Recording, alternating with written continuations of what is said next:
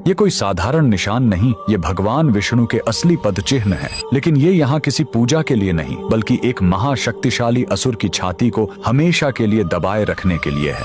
यह कहानी है असुर गयासुर की।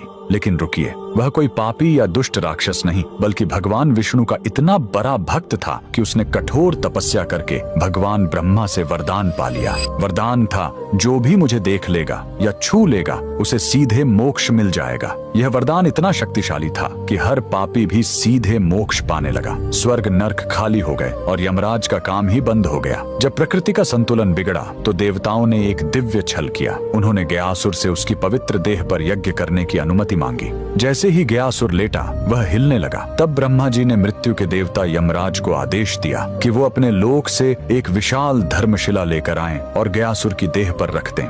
लेकिन गयासुर फिर भी हिलता रहा।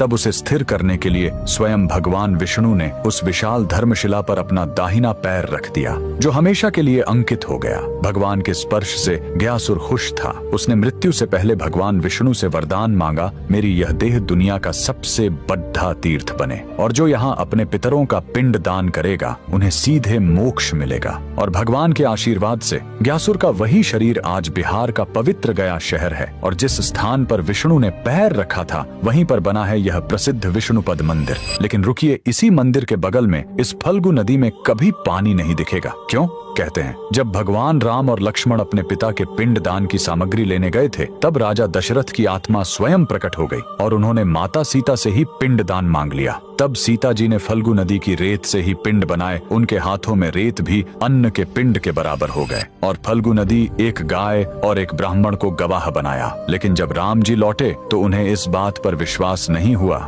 कि बिना सामग्री के पिंड दान कैसे हो सकता है, और राम के अविश्वास को देखकर तीनों गवाह डर गए और झूठ बोल गए। तब क्रोधित होकर सीता जी ने तीनों को श्राप दे दिया, और फल्गु नदी को श्राप मिला कि तुम हमेशा सतह के नीचे ही बहोगी। कमेंट में जय श्री विष्णु जरूर लिखें।